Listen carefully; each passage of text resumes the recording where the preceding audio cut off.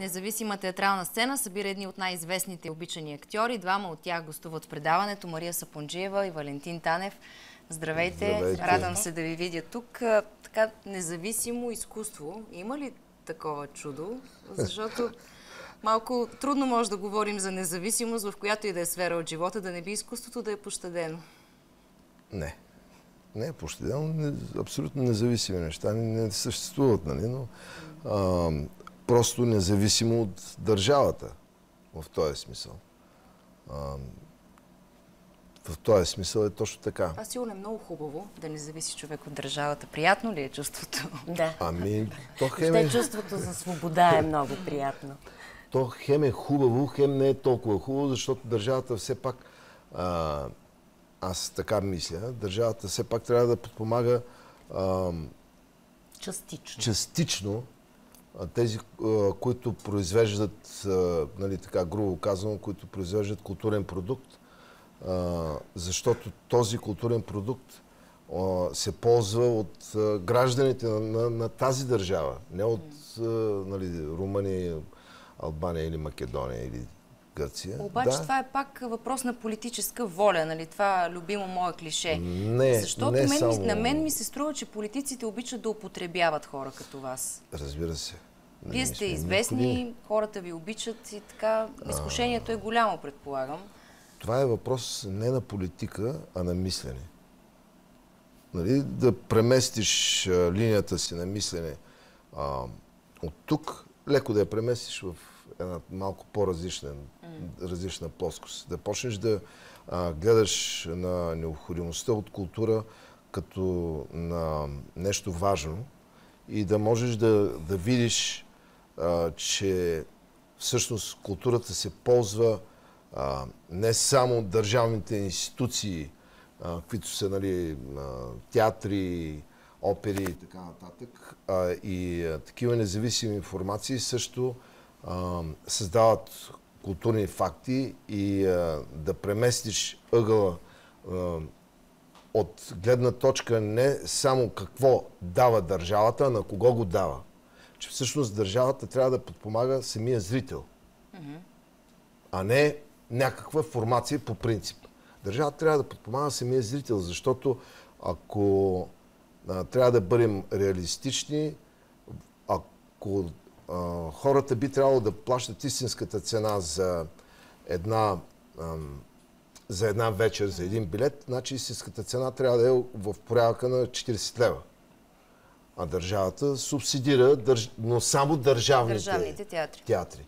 А европейската директива е, че трябва да има равнопоставеност между държавните и независимите и неправителствени организации. Значи, тук това е въпрос на мислене и тук все още политиците, понеже те се занимават с много глобални неща, нали, които виждам, че там става въпрос за банки, за такива неща, нали,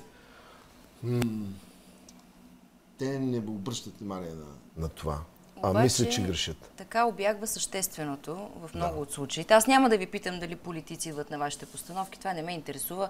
Интересно ми е млади хора дали идват, защото говорихме преди малко тук в студиото за неграмотността, която за съжаление така ни заобикаля все повече и по-често, за безпросветността.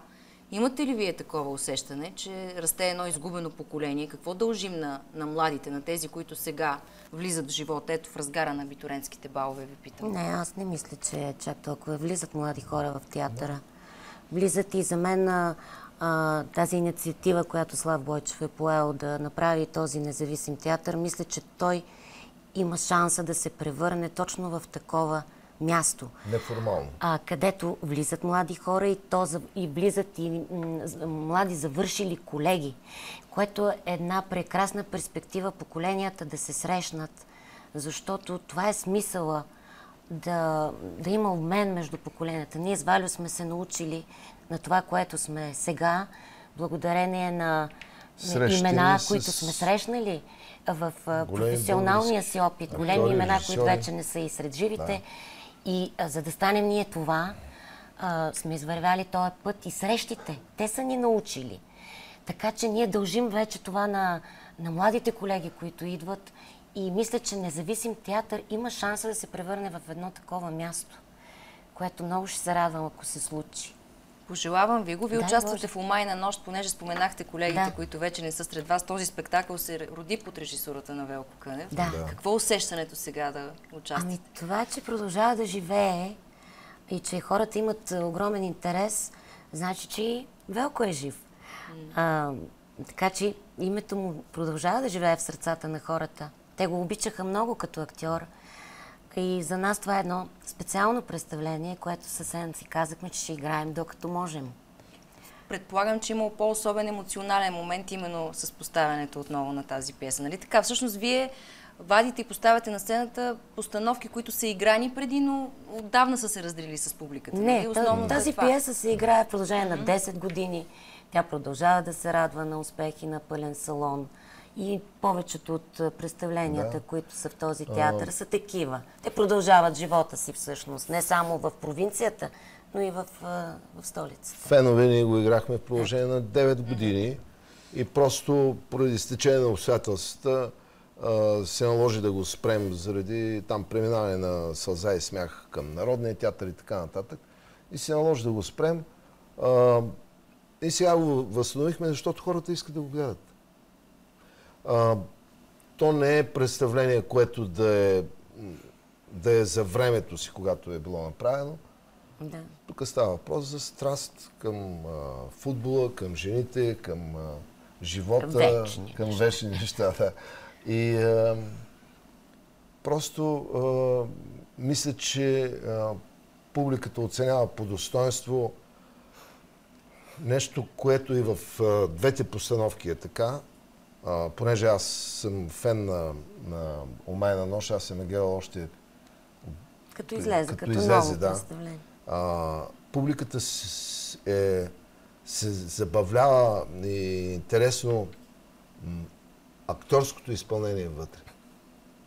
И двете постановки имат много силни актьорски изпълнения. Аз смея да твърдя, че в този театър са събрани вече доста добри български актьори и мисля, че това ще привлече доста публика. Да кажа къде се намира театъра. И кога е следващото представление, разбира се? Върбица 12. Това е в квадрата зад канала Театър София на Сфомато. И на Фенове на 4 юни е следващото представление. И на 5 юни е Омайна нощ. И на 5 юни е Омайна нощ. Фенове, това е така, героите там се опитват да избягат от реалността, потапяйки се в голямата си страст към футбола, жените. Къде е вашето убежище? Къде го търсите вие? Къде? В какъв смисъл убежище? Убежище от незгодите, от ежедневието, от нещата, с които ни е така трудно да свикнем в България. Ние там, това си е нашето убежище. В театъра ние се занимаваме с едни други реалности, които не са тези, които са навън. И това е някакво спасение. Имаме шанса да бягаме от действителността. Мисля, че сме щастливи хора. Да, това е всъщност щастието на лудия. Нали, да избягаш леко от реалността.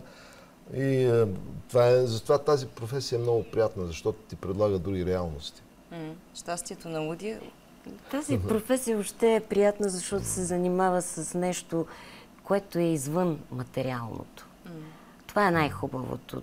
Тоест, в нас е вкаран някакъв код, който означава, че човек е дошъл на тая земя не само заради материалното, заради нещо друго има в човека. Особено в театъра, понеже това се случва тук и сега, и енергията, която ти излъчваш към публиката и която поемаш от нея, това се случва тук, сега и не се повтаря.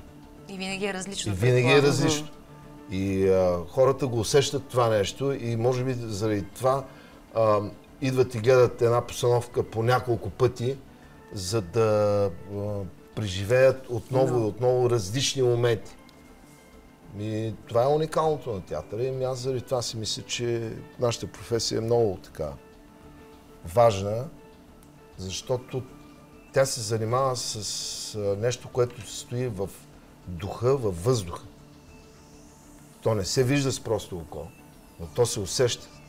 И не остава. Минава и заминава, нищо не остава от него.